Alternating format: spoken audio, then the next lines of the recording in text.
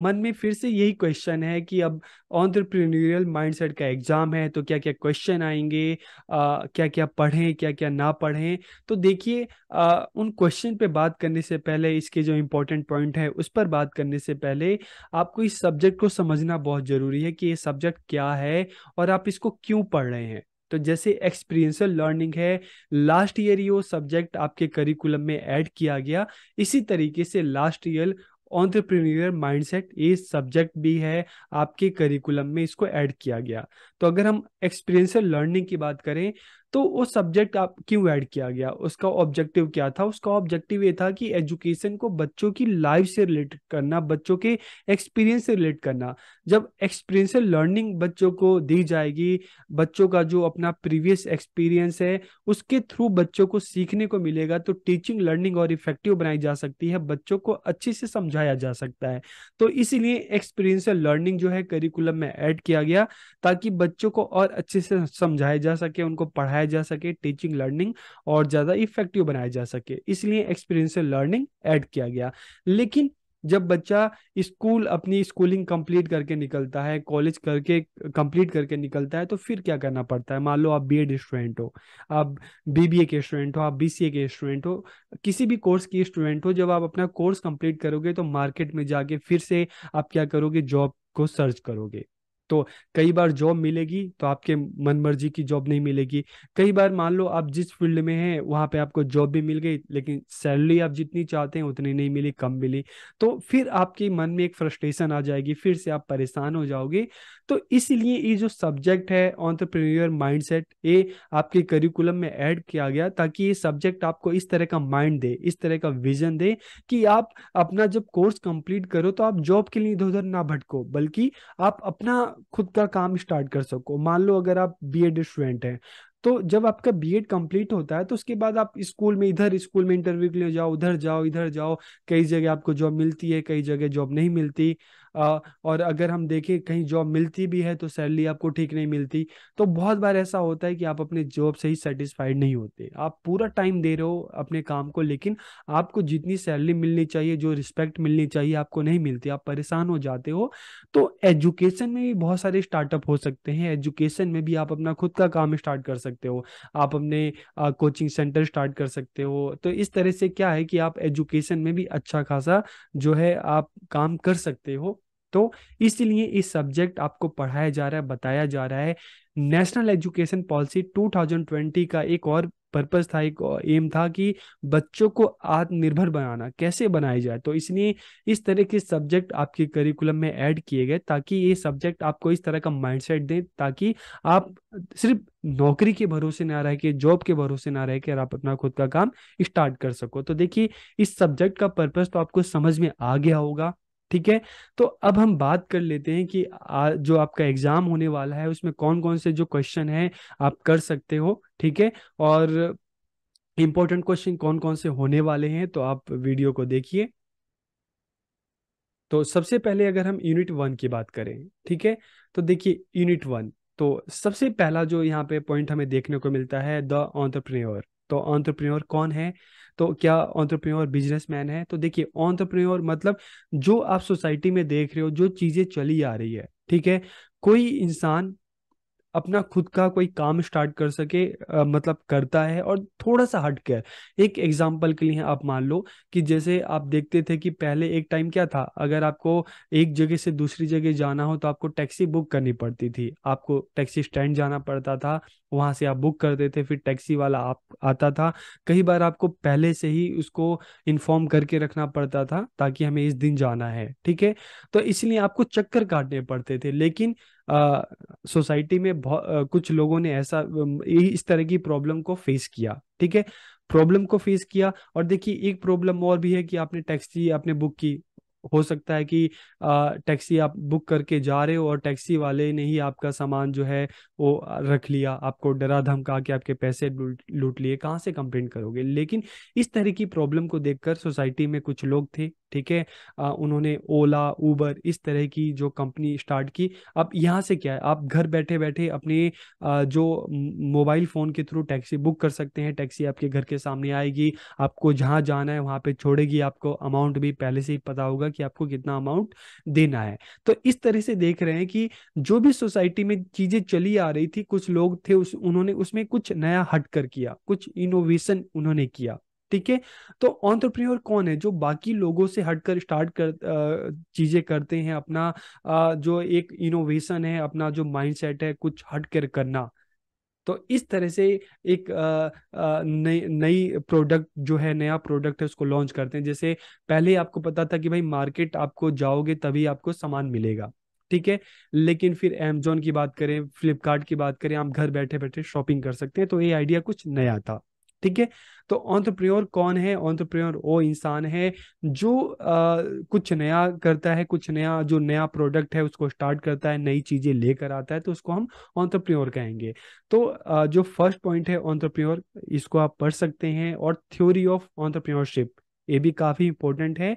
और इसमें जो थर्ड पॉइंट है कैरेक्टरिस्टिक्स, आप कर सकते हैं। और मिथ्स, ये चार पॉइंट है, आप काफी इंपॉर्टेंट है, ठीक है। तो आप इनके बारे में पढ़ सकते हो। थ्योरी आप देखोगे तो थ्योरी में भी आपको काफी सारी थ्योरी मिल जाएंगी, लेकिन आप मोटे मोटे तौर पे कोई भी आप 4-5 थ्योरी कर लेना जो आपको अच्छे से समझ में आ रही है, तो वही आपके लिए इनफ रहेगा। तो यहाँ इसमें आप फर्स्ट जो यूनिट है इसमें जो ये 4 क्वेश्चन है, ठीक है, आप इनको अच्छे से याद कर सकते हो। तो इनके काफी चांसेस हैं, फर्स्ट यूनिट में काफी इंपॉर्टेंट है। लेकिन एक जो हम बात करते हैं टाइप्स ऑफ इनोवेशन जो है, क्रिएटिविटी है, ये भी आप इसको एक बार देख लेना। लेकिन जो बेसिकली जो 4 पॉइंट्स मैंने बोले हैं, आप उस पर ज्यादा फोकस करना, ठीक है। चलो, एंटरप्रेन्योर कौन है आपको पता चल गया, थ्योरीज ऑफ एंटरप्रेन्योरशिप, ये सारी चीजें पता चल गई। लेकिन उसके बाद अपॉर्चुनिटी एनालिसिस, मान लो आप अपना कोई काम स्टार्ट करने जा रहे हो, तो कौन सा काम स्टार्ट करना है, आप मार्केट को देखो, ठीक है।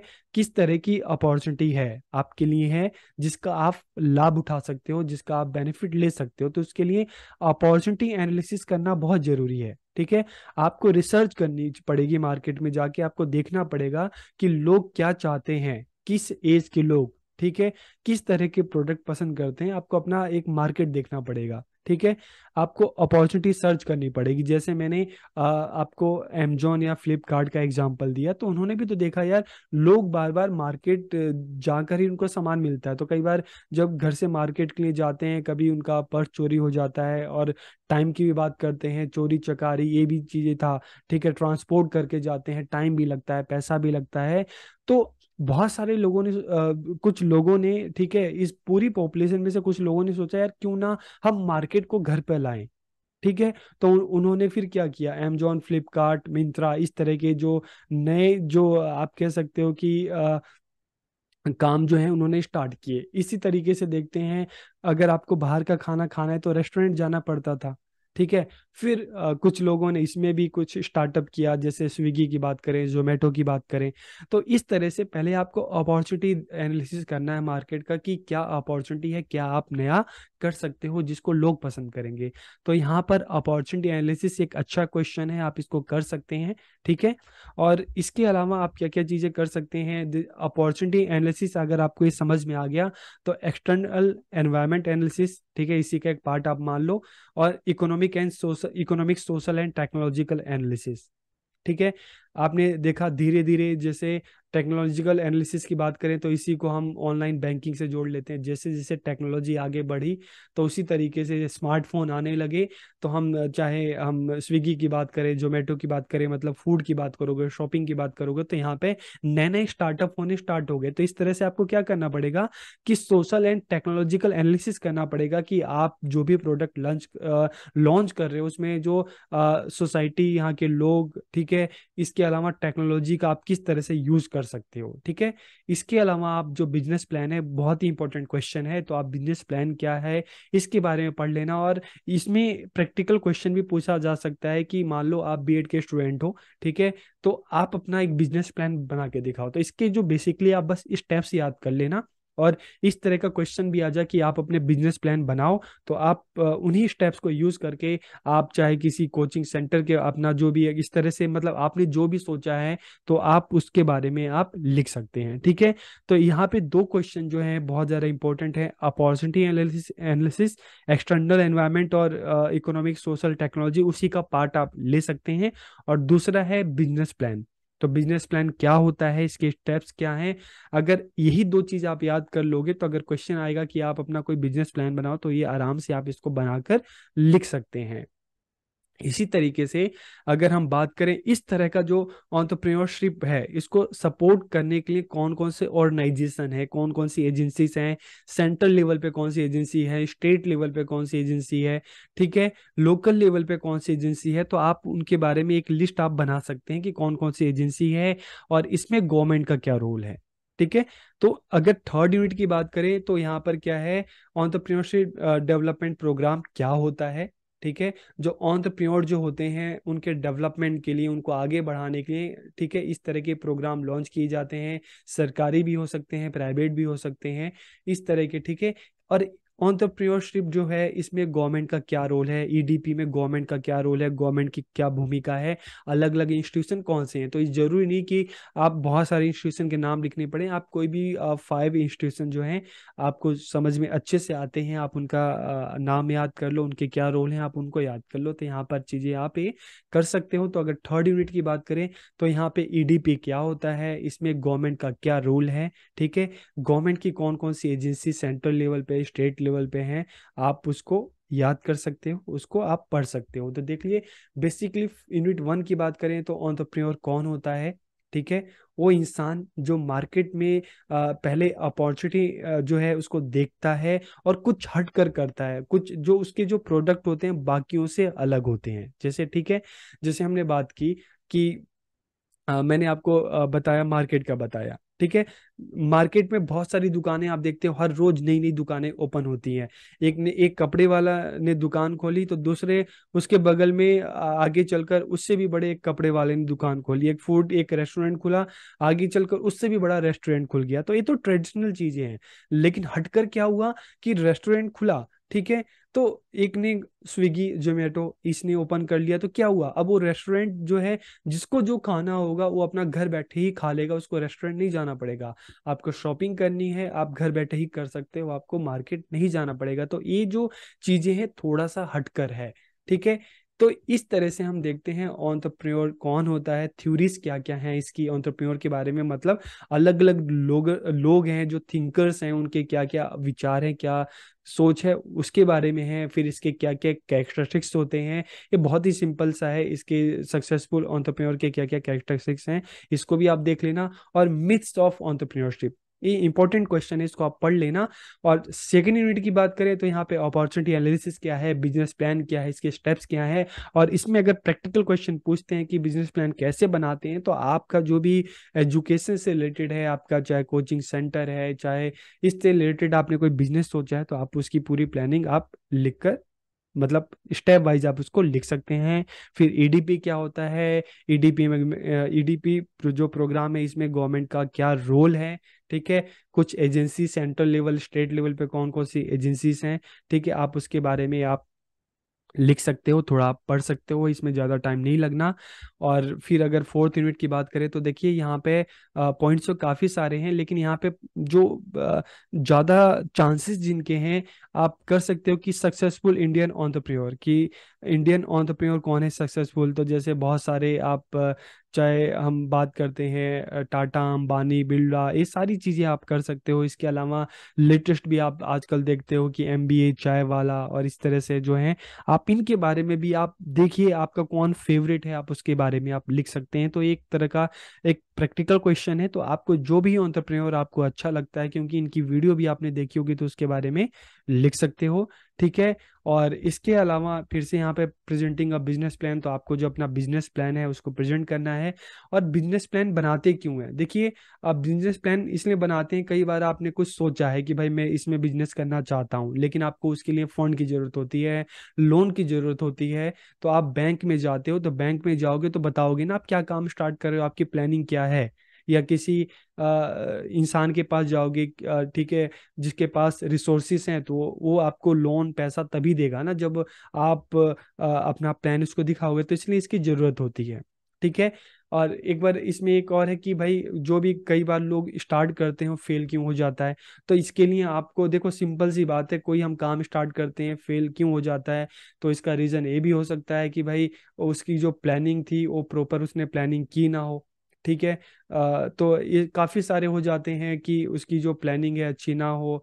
और एक चीज और है कि भाई आप आपका अपने काम के लिए पूरी तरीके से पूरा डेडिकेशन ना हो, ठीक है।